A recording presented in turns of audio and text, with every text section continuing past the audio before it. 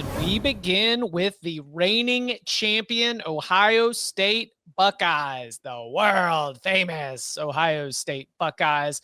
At FanDuel Sportsbook, they have a win total of 10.5, over at plus 110, under at minus 134. New faces abound on this depth chart, though we do have some serious star power on the offensive and defensive side. We open up with one of the biggest games that we will see all throughout the regular season, Ohio State against Texas in Columbus.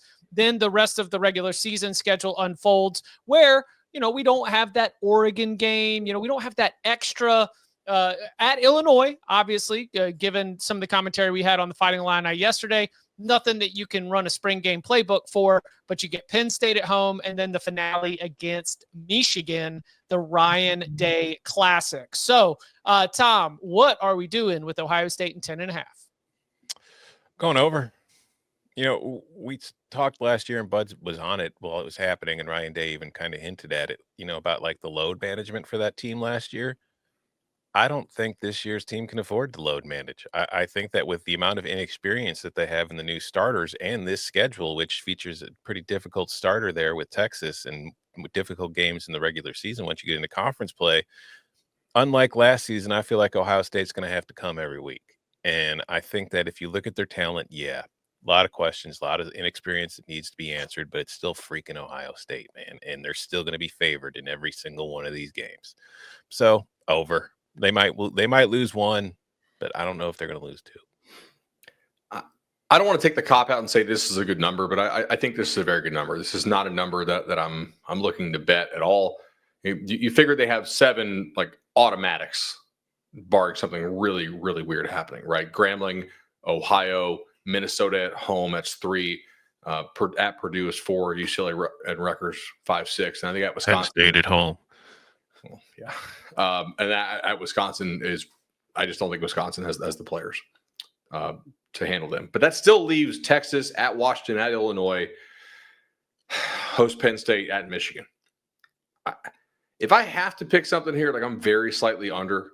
I do think there's a chance this team clicks and is amazing again. But that's like 5 losable games. So you have to go 4-1 to hit this, which they could do. But I don't know that they will.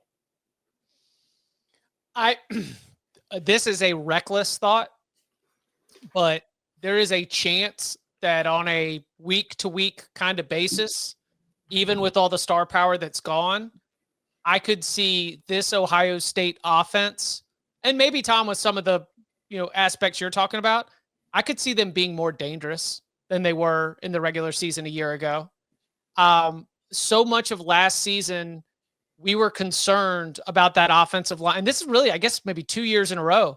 Offensive line injury issues and moving pieces around and finding the right 5.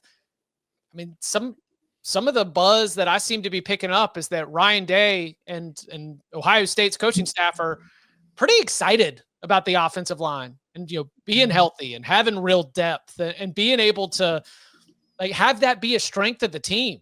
So even though we've got a new quarterback in Julian Sayin, and even though we're breaking in a lot of new skill players around the superstar that is Jeremiah Smith, I think that this offense could be awesome. And I'm over. I am over actually kind of confidently. So I like the fact that we've got a little plus money.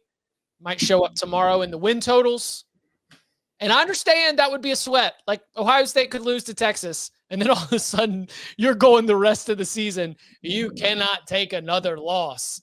But I'm excited about Ohio State, specifically excited about the offense and what it might look like now that they have some real depth and some strength up front. If you do like over, our friends at FanDuel have the best odds to win the Natty for Ohio State. But winning the Natty's different, as Ohio State showed us last year. It is. I mean, Oregon ran the table, couldn't get it done in the playoff. But I think if you're good enough to run this table, you're probably a really damn good team.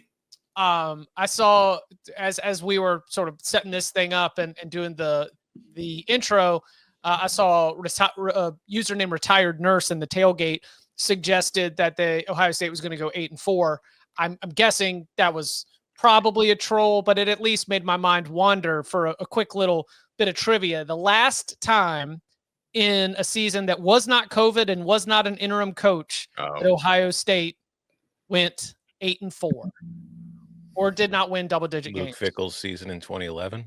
Wasn't he the interim? Yeah, I was going to throw that one out because of interim.